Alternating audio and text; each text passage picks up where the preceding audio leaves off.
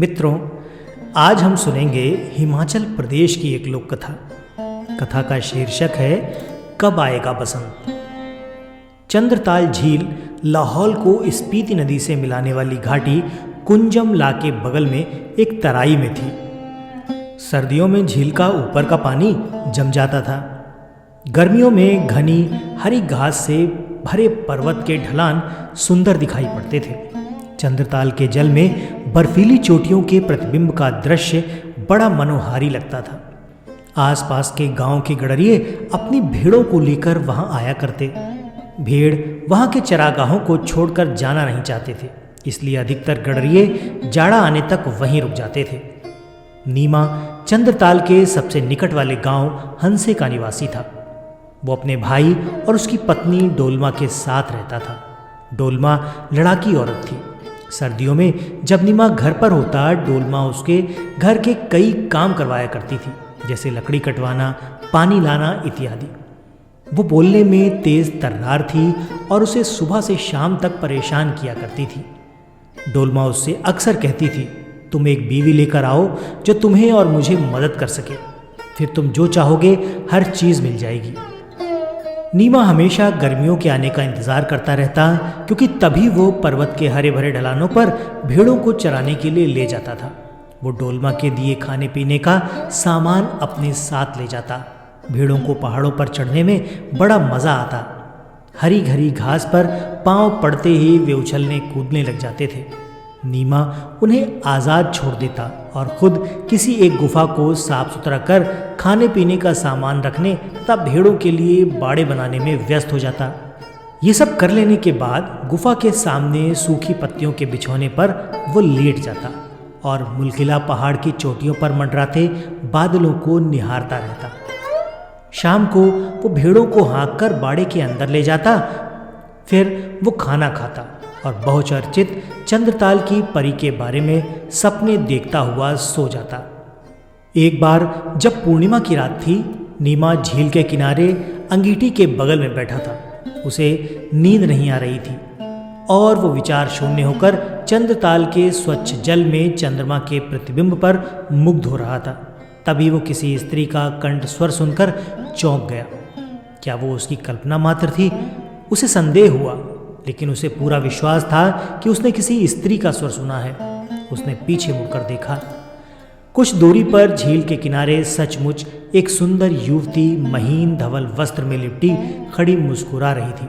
वो धीरे धीरे चलती हुई नीमा के पास आई और मधुर स्वर में बोली, मैं चंद्रताल झील की परी हूँ। मैं तुम्हें बहुत दिनों से देख रही हूँ और तुमसे दोस्ती करना चाह रही हूँ। तुम्हारा नाम क्या है? तुम एक खूबसूरत लड़के हो। मैं हंसे गांव का रहने वाला नीमा हूँ। उसने अपना परिचय दिया। मैं यहाँ गर्मियों में अपनी भेड़ों के साथ आता हूँ। मैंने चंद्रताल परी के बारे में बहुत कुछ सुना है, हालांकि किसी ने उसे लगता है देखा नहीं है। वो एक लंबी मुस्कान के साथ बोला, नीमा, जब भी तुम यहाँ आते हो वही मेरे लिए वसंत है, और जब चले जाते हो तभी वो मेरे लिए शीतकाल है। परी ने प्यार से कहा, तुम्हें सोए हुए देखकर मुझे हमेशा अच्छा लगता था। मैं सिर्फ रात में ही झील के बाहर आ सकती हूँ, और आज तुम्हें जगा हुआ देख बड़ी हिम्मत करके तुम्हारे पास आई हूँ। क्या मेरे साथ चलोगे नीमा? परी ने बड़े स्नेह से कहा। नीमा वहाँ अवाक खड़ा रहा। परी निसंकोच उसका हाथ पकड़कर झील की ओर बढ़ने लगी। झील में कदम रखते ही आश्चर्य कि नीमा भी परी के साथ साथ पानी की सतह पर चलने लगा। जब वे झील के मध्य में पहुंचे तब परी ने अपना जादू का डंडा घुमाया। तभी वहां का पानी हट गया और नीचे जाने की सीढ़ियां दिखाई पड़ी। दोनों सीढ़ियों से नीचे उतरकर एक ऐसे सुंदर महल में पहुंचे जहां की दीवारों में अंधेरी रात में जगमगाते तारों की तरह हीरे जड़े थे। फर्श मानो चमचमाते सोने की पत्तों से बना हो। सैकड़ों परियों ने आकर उनका स्वागत किया और वे इन दोनों को अंदर के कमरे में ले गए। नीमा ने अनुमान लगाया कि उसे यहाँ लाने वाली परी अवश्य ही परियों की रानी होगी। अन्य परियों ने उसे रेशमी वस्त्र पहनाए और इत्र छिड़का। फिर वे रानी परी और नीमा के लिए सोने के थालों में स्वादिष्ट फल और सोने के प्यालों में मीठे पेय ले आए। उन्होंने रानी परी के हाथ में तितली के परों से बना एक पंखा देखा। वो नीमा को पंखा जलने लगी, जिससे नीमा को शीघ्र ही नींद आ गई। भोर होते ही वो उठा और रानी परी उसे झील के किनारे छोड़ आई और रात को पुनः मिलने का वादा किया।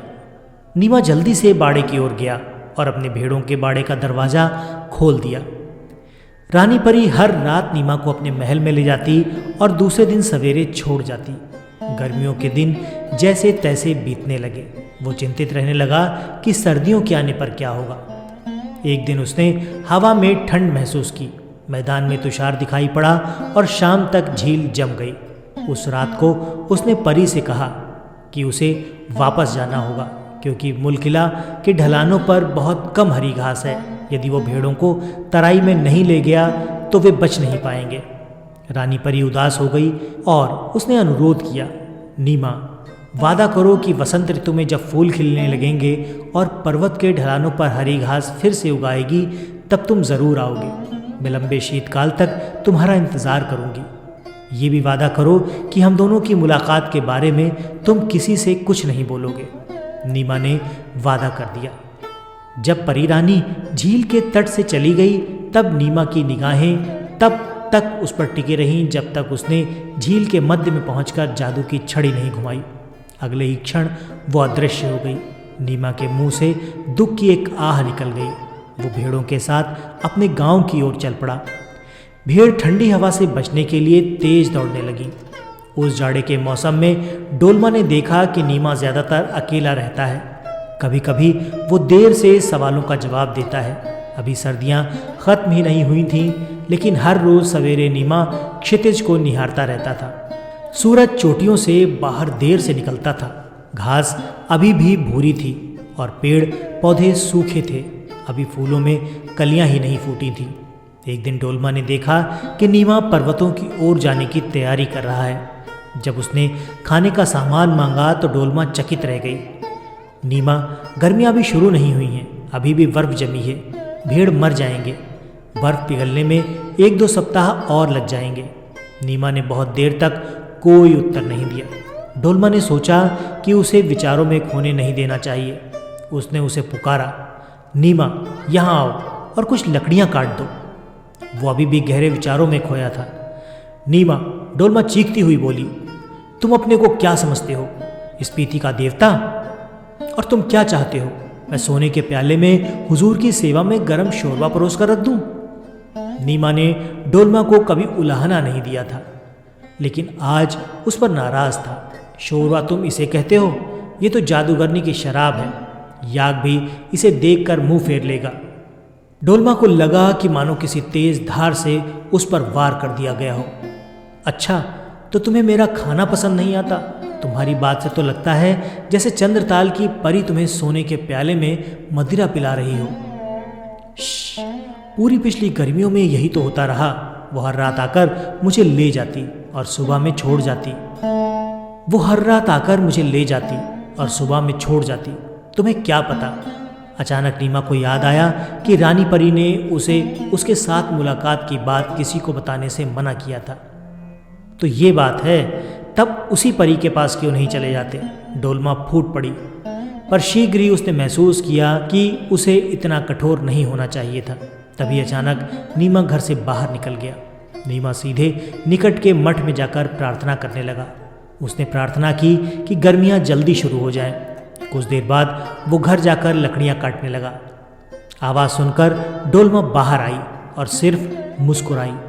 हर सुबह नीमा बाहर आकर ध्यान से देखने की कोशिश करता कि क्या पहाड़ों के ढलान पर कुछ हरियाली आई है या नहीं। जो भी घर का काम उसे दिया जाता वो तुरंत कर देता और दौड़ता हुआ मठ में जाकर ये पुकार उठता, हे प्रभु, बता कि कब आएगा वसंत।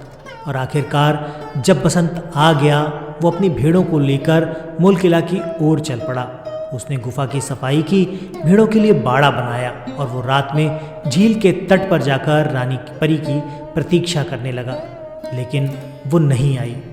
एक रात, दूसरी रात और इस प्रकार सारी रातें बीत गईं, पर परी दिखाई ही नहीं पड़ी। क्या वो उससे नाराज़ हो गई? ये उसे कैसे पता चलेगा? कुछ दिनों बाद उससे रहा नहीं गया। यदि वो नहीं आती तो मुझे उसके पास क्यों नहीं चले जाना चाहिए। नीमा धीरे धीरे झील के पानी में उतरा और आगे बढ़ने लगा। वो गहराई में उतरता चला गया पर मध्य तक नहीं पहुंच पाया। उसके बाद उस नीमा को किसी ने भी नहीं देखा। तो दोस्तों, ये तो थी आज की लोक कथा। आज की ये लोक कथा अगर आपके हृदय को छू गई हो तो कमेंट करके ज़रूर बताइएगा। वीडियो पसंद आया है तो इसे लाइक करके चैनल को सब्सक्राइब ज़रूर कर दीजिएगा। साथ ही बेल आइकॉन पर क्लिक करना मत भूलिएगा ताकि जैसे ही कोई नई कहानी अपलोड हो आपको उसका नोटिफिकेशन सबसे पहले मिल जाए। मिलते हैं अगले वीडियो में ऐसी ही किसी रोचक कहानी या फिर लोक कथा के साथ। तब तक के लिए आपका धन्यवाद।